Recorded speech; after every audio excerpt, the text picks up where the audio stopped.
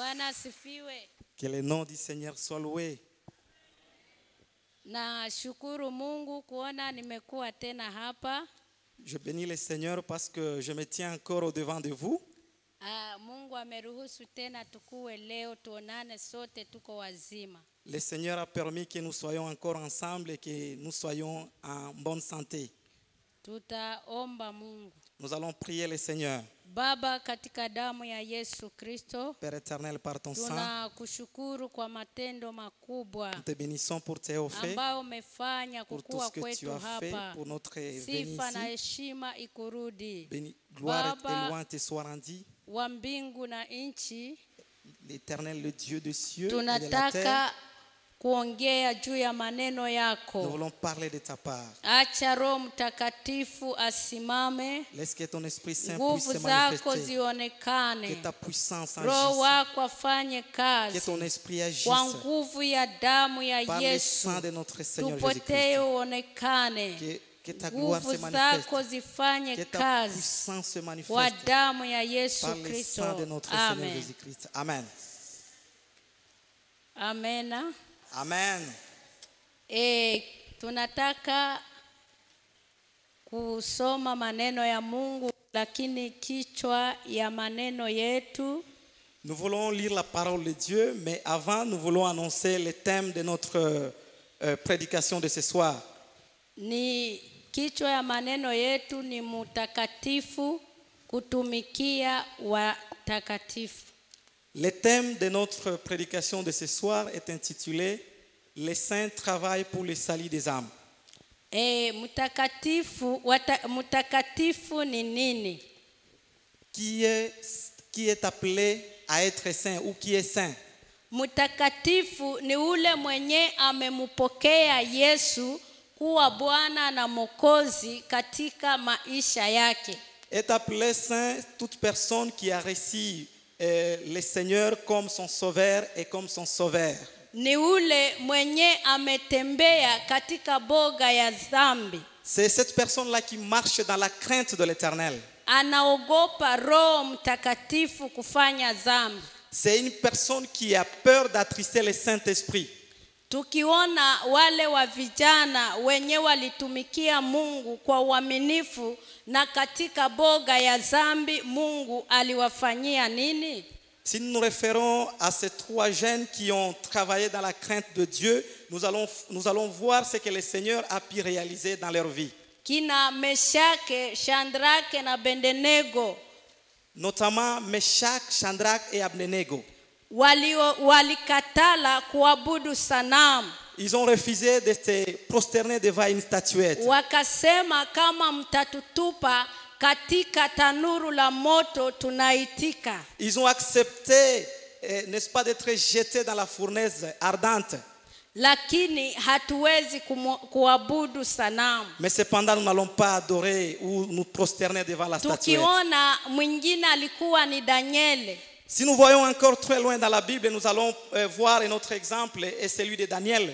Danieli alikatala, aliomba, maisha yake ilikuwa ya kuomba mara 3 kwa siku. Daniel a refusé, n'est-ce pas, tout ce qu'on lui a soumis, et il était un homme de prière, il priait 3 fois par jour. Akifungula dirisha wako wanamusikia kwa sababu walipana sheria wasiombe Mungu. Parce qu'en fait, il y avait un édit qui a été publié par les rois interdisant quiconque de prier le Seigneur. Lakini Danieli akaendelea kuomba Mungu. Cependant, Daniel continuait à prier le Seigneur. Akakatala akasema nitaomba mara 3 hata wakinitupa katika tundu la simba, ninajua yule ninayetembea na yeye atanitetea kama mfalme. Il a dit, j'accepte d'être jeté dans la fosse aux lions, mais je refuse, n'est-ce pas, de me prosterner devant une statuette, quelle qu'elle soit, parce que je sais ce Dieu que je sers est capable de me délivrer. Tukiona maisha ya Yusufu, si nous voyons encore la vie de Joseph, alikuwa Misri, il était en Égypte. Alitembea katika kumupendeza Mungu. Il a pu marcher dans la crainte et dans l'observance de la parole de Dieu. Alikuwa katika nyumba ya Potifa. Il était logé chez Potiphar.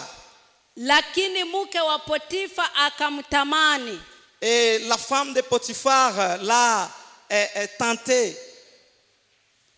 Akasema siwezi, hata alimtamani akakatala, hawezi kumkosea Mungu. Mais cependant, Joseph, en dépit de toute tentation, il a dit, je ne vais pas pécher contre mon Dieu. Alijua Mungu mwenye anaamini. Parce qu'il savait le Dieu en qui il servait. Alijua Mungu mwenye anaamini ni nani. Il savait le Dieu en qui il a cru. Na walipomfunga Yesu akamtetea. Quelque temps après, quand on l'a jeté en prison, mais le Seigneur l'a délivré. Na tunaona hapa okovu ni nini? Maintenant, nous allons expliciter ce que c'est le salut. Okovu nayo ni kutembea katika sheria ya Mungu. Le salut veut tout simplement dire la délivrance ou la libération. Na wakati unapata okovu, Yesu alituona kwamba tulikuwa wafungwa. En fait, le Seigneur a vu que nous étions tous liés, nous étions tous sous la condamnation. Wakati aliona sie bote tulikuwa wafungwa na kupungukiwa na utukufu wa Mungu. C'est pourquoi la Bible déclare que tous ont péché et sont privés de la gloire de Dieu. Akaona amutume mwana wake wa pekee ili aje atugomboe. C'est ainsi que l'Éternel Dieu, dans son plan, il a envoyé son Fils unique pour qu'il vienne nous sauver. Akaona okovu ni neema ambayo tulipata na ni kuizingatia sana, hapana kuchezea okovu. Et par là, on veut tout simplement dire que le salut, c'est un don gratuit que nous avons reçu de l'Éternel. Et quiconque a déjà reçu le salut, il doit savoir le préserver.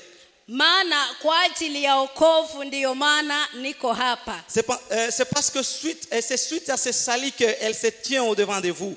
Na kwa ajili ya okovu ndiyo maana tunaonana. C'est grâce à ce salut que vous vous êtes vus dans cette activité de croisade. Ndio maana ni kuzingatia okovu. C'est pourquoi il nous recommande, n'est-ce pas, de préserver les salut. Ni Yohana 3:16.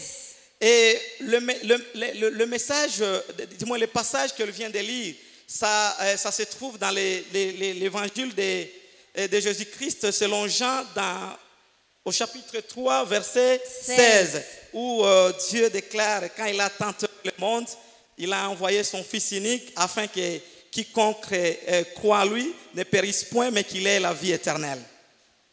Ni kuzingatia okovu. Kama uko natembea, okovu yako ionekane hata katika quartier.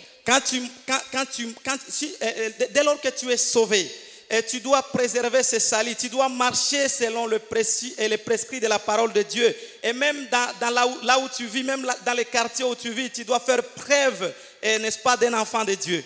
Hata uko kwenye gari yako, okovu ionekane. Même lorsque tu es dans un véhicule en train de conduire, les gens doivent savoir que tu es vraiment délivré ou tu es l'enfant de Dieu. Na kwenye unaweza kuwa hata mtu asikuone, jua kwamba Mungu anakuona.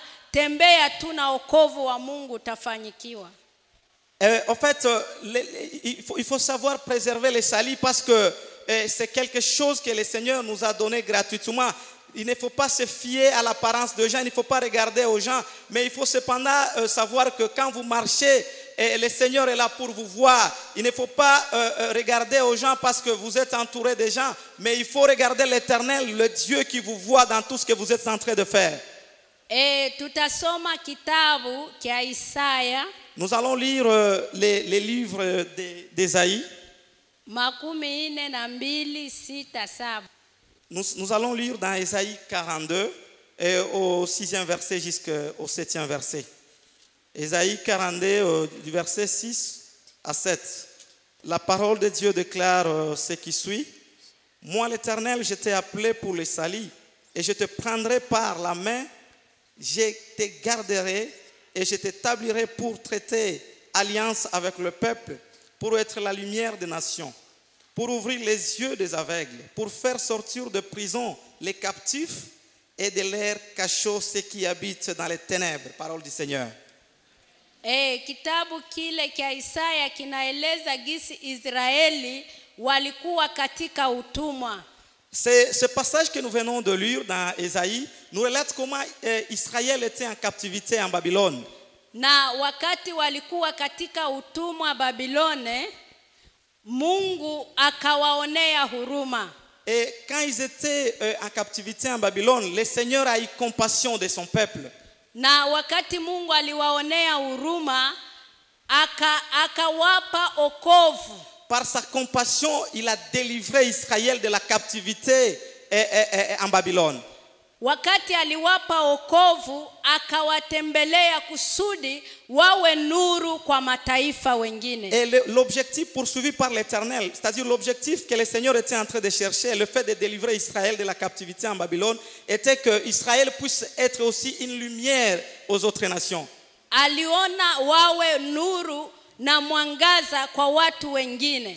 Il a planifié, il a voulu que Israël soit une lumière pour les autres nations et pour les autres peuples. Mungu anaweza kupatia kipawa kusudi kisaidie wengine. Tu peux avoir reçu un don, mais il faut reconnaître que ce don n'est pas pour toi, ce don est au service des autres. Mungu unaweza kuimba na mtu anafika anasikia uko naimba na ile wimbo inampatia wokovu. Pour celui qui a reçu le don de chanter, par le ministère des chants, il peut être une délivrance pour d'autres personnes. Unaweza kuhubiri na nafika anasikia uko na hubiri na ile kuhubiri inamupa kuokolewa. Pour ceux-là à qui le Seigneur a donné le don de la prédication, et si ils font bien ce travail-là, par cette prédication, le Seigneur peut guérir les âmes, peut délivrer son peuple. Unaweza kuomba na kwa hiyo maombi utamuombea mtu na ile siku anapata wokovu. Pour d'autres qui ont reçu les dons de la prière, ceux qui sont appelés au ministère de l'intercession, par ce ministère-là, le Seigneur peut délivrer, peut guérir les gens et libérer, et n'est-ce pas, le vie de gens. Mungu amekupatia ile kwa kusaidia wengine. Le Seigneur t'a investi de ces dons-là pour que tu sois au bénéfice des autres, tu sois un secours des autres, un soutien des autres. Isaidie wengine kusudi waokoke. Pour que tu puisses aider les autres, et n'est-ce pas, à se tourner vers le Seigneur. Matendo yako yaonekane kwamba hakika unamupenda Mungu na unamuogopa Mungu. Tes œuvres doivent être visibles aux yeux de tous et que les gens puissent être en mesure de témoigner que tel ou tel frère est réellement sauvé. Baba moya akafika mkanisa kwetu. Un papa est arrivé une fois dans notre église. Akasema kuna siku yenye Mungu alimutumaka. Il a dit qu'il y a un jour où Dieu l'a envoyé. Kwenye walimutumaka ni pale kwenye Waislamu biko. Le Seigneur l'avait envoyé dans un milieu islamique. Sasa wakati anafika pale, et quand il est arrivé en ce lieu-là, anaambia mwenzabo Mungu ananituma nikuye nihubiri habari njema. Il a informé à son collègue qui était là que le Seigneur est venu et le Seigneur m'a envoyé ici pour prêcher la bonne nouvelle. Mwenzabo akamwambia unakuya hubiri huku utakufa, wanze andika tu testament utakufa. Son ami lui a fait peur, lui a dit tu viens prêcher dans un milieu islamique et je te préviens que tu vas mourir. Fais déjà un testament avant qu'il ne soit trop tard. Sali anza akasema mie nitafanya lenye Mungu alisema nifanye. Mais lui a dit je veux faire ce que le Seigneur m'a dit de faire. Sali anza hubiri. Quand il a commencé à prêcher, watu bakamuyalia. Il y a une foule qui s'est rassemblée autour de lui. Quand la foule est venue auprès de lui, on l'a pris. Bakamupiga mipanga bakakatakata mikono bakakatakata bupande bupande. On l'a tabassé, on l'a fouetté par les coups de machette. Na wakati balikatakata bakawazia amekufa. Et ils ont cru que la personne est décédée sur le champ. Na wakati walienda wakayua amekufa, Et ils sont partis croyant qu'ils ont laissé les cadavres. Yesu akakamata tena bule vipande vipande wa mnofu akaunganisha pamoja akakuwa mzima. Le Seigneur, dans sa puissance, il a pu réunir toute le partie qu'on avait déjà coupé sur lui et la personne est revenue à la vie. Na wakati bakasikia tena upande ingine anaanza hubiri Yesu. Et quand ils ont appris que de l'autre côté, il est en train de prêcher encore le Seigneur, Bakasema mbona jana tulimkatakata tunayua amekufa? ils se sont dit, mais nous l'avons coupé en petits morceaux et nous croyons qu'il est décédé. Mbona iko anahubiri ule Yesu? Mais pourquoi est-ce possible il continue encore à prêcher le Tena Seigneur? watu bakamwialia bakaokoka bengine. Et par ces gestes-là, le Seigneur a pu délivrer beaucoup de gens. Na wakati waliokoka tena bakamkamata. Et quand le musulman ont vu encore que les gens se sont convertis à Christ, ils sont encore venus le prendre. Marao bakaleta kisu bakakata bakatia butumbutumbu yake fasi. Ils ont, n'est-ce pas, pris un couteau et ils ont éventré la personne. Bakakata na kichwa. Et ils ont même coupé la tête. Bakakata kila kitu kia kumwili wake. Donc ils ont découpé la personne en plusieurs morceaux. Marayo hapa amekufa. Et ils ont dit que cette fois-ci la personne est morte. Yesu wake hakuna kitu tena anaweza kufanya. Et ils se sont dit que nous allons voir si son Dieu là va encore, n'est-ce pas, le faire revenir à la vie. Na wakati walisema vile. Et quand ils ont dit cela, wakaenda. Ils sont partis. Tena ule Mungu wa mbinguni, le même Dieu créateur des cieux et de la terre, akakamata tena ile butumbutumbu akairudisha mtumbu. il a pu encore réunir toutes les parties qu'on avait découpées. Akakamata tena mwili yote akakuwa mzima. Il a encore restauré tout son corps. Akamwambia wendo hubiri injili. Il lui a dit, repars encore et prêche encore la bonne nouvelle. Na Mungu akajitukuza vile. Et le Seigneur s'était manifesté ce Kama jour-là. unatembea na Mungu, Si tu marches dans la crainte de Dieu, hakuna kitu hawezi fanya kwako. rien ne te sera impossible devant ce Dieu-là. Uogope zambi. Nous devons fuir le péché. Uogope uwe na boga ya Mungu ndani yako. Et la crainte de Dieu dans ton cœur. Uko na boga ya Mungu, quand tu as la crainte de Dieu, Mungu atakutetea katika kila kitu naweza fanya. Le Seigneur sera ton défenseur dans tout ce que tu entreprendras. Kulikuwa mama moya, il y avait aussi une autre maman. Alikuwa naomba Mungu. Elle priait le Seigneur. Alikuwa iko na njala sana. Elle était trop affamée. Alikuwa anakunywa tu bui. Elle ne prenait que de la bouillie. Na wakati iko anakunywa bui akaambia Mungu, nasikiaka unafanyaka mambo makubwa. Et lorsque elle se nourrissait seulement de la bouillie, elle a dit, Seigneur, j'ai entendu dans la Bible que tu as accompli de grandes choses. Mungu akamwambia, kamata mbabula utie maji, ninataka kuonesha kwamba mimi ni Mungu. Le Seigneur lui a dit, chauffe de l'eau et je vais te montrer que je suis l'Éternel, le Dieu des armées. Na wakati alikamata mbabula akatia mai, et quand elle a commencé à chauffer de l'eau, mai naanza tokota na hana bunga, anajiuliza atasonga nini. Quand l'eau a commencé à bouillir, elle s'était posé la question en elle en se disant, mais je n'ai pas de farine. Aliona tu gari na kuya. Subitement, directement, elle a vu seulement un véhicule venir vers elle. Ilikuwa mo kila kitu, ilikuwa gari ya kabambi. Et dans ce véhicule-là, il y avait tout sauf rien. Ikatia mabunga pale. Et à l'instant, on a commencé ikatia mikeke pale. À l'instant, on a commencé à faire descendre les sacs de farine, les sacs de frétin. Kila kitu ikatia pale. On a tout déposé en sa disposition. Salimaliza. Et quand elle a terminé, gari katoka kaenda. Le véhicule est Mama reparti. alifanya miezi 6 anakulaka ile chakula. Et cette femme-là a mangé de cette nourriture pendant 6 mois. Mungu akamwambia hautalia tena maisha yako. Dieu lui a dit que tu ne pleureras plus dans ta vie.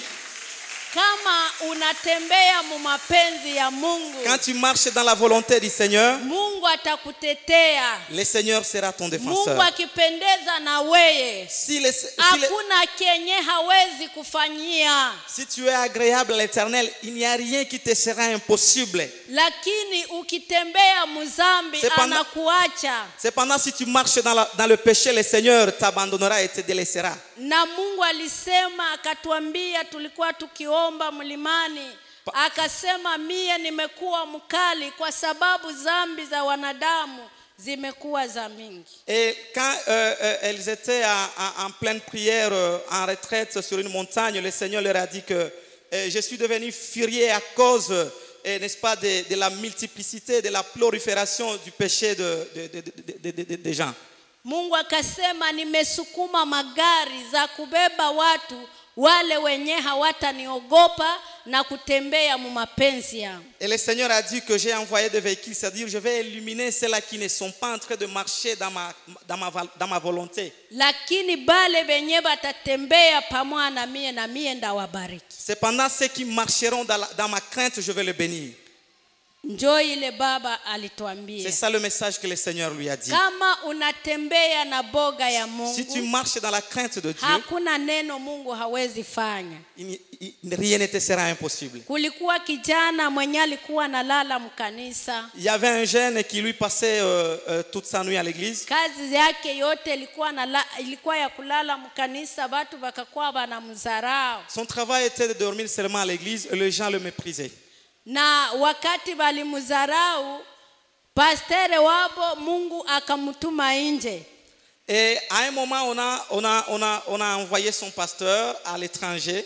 Na wakati mwa ile nyumba alifikia pastere wabo akasema niko na kiana wangu anaogopaka Mungu mimi analalaka mkanisa. Et dans la maison où on a hébergé le pasteur a parlé du témoignage et de ce bien-aimé là qui lui passait sa nuit dans l'église. Ule kiana pale bakasema acha bazazi na ule fie bakashuka. Bazazi ba ule fie wa mzungu bakashuka bote, bakashuka Goma. En fait, quand le pasteur a parlé du témoignage du frère qui passait la nuit à l'église et auprès des personnes qui l'ont hébergé, et ces mêmes personnes-là ont dit que nous allons aller vers les frères là, vers les jeunes frères là, pour le visiter. Na wakati balishuka bakaona kiana akabambia dote uko na ngapi, akabambia Biblia tu ndio niko nayo, siwezi pata hata 1000 francs. Et quand ces étrangers sont arrivés dans la ville où vivaient les jeunes garçons, ils lui ont posé la question: nous voulons t'aider à organiser ton mariage. Qu'est-ce que tu as présentement? Et le jeune garçon a dit que je n'ai que la Bible. Na wakati alibambia vile bakasema tunafurahi kwa sababu uko na Mungu na tunakupatia huu musika, usidote hata 1000 francs, ni wako na tutawapatia mali yenye mtanzia yako maisha. Et comme les jeunes garçons étaient déjà fiancés dans une famille quelque part, ces étrangers-là ont dit: toi ne fais plus rien, nous allons nous occuper de la dot et du reste. Nous allons nous investir pour la dot et pour le mariage et nous allons faire tout à ta place. Na ule kaka akatuambia ni juu ya kumupenda Mungu, akasema kumbe ninaona Mungu, miaka yote nililala mkanisa alikuwa ananiona. Et ce jeune garçon en lui il s'est dit que tout le temps que je passais à l'église, en train de dormir à l'église, je ne peux pas les regretter parce que le Seigneur est venu me payer. Na ndoa yao itakuwa mwezi ya 5 le 20. Et leur mariage sera bientôt célébré au mois de le 20 de ce mois.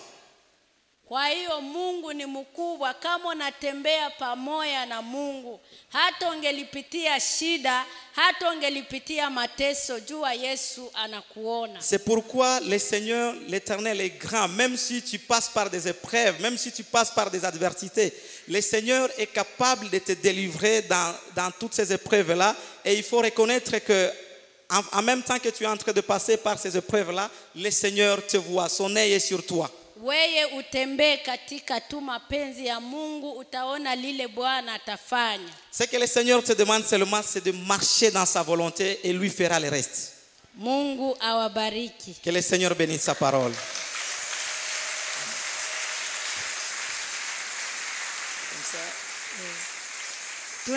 Tunataka kuombea watu, tusimame kwanza, Mungu atupe kutembea mu mapenzi yake. Nous allons nous tenir debout parce que nous voulons prier pour les gens.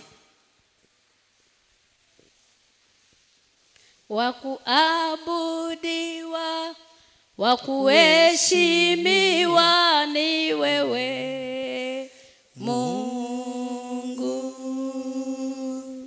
wakupewa sifa na utukufu ni wewe Mungu.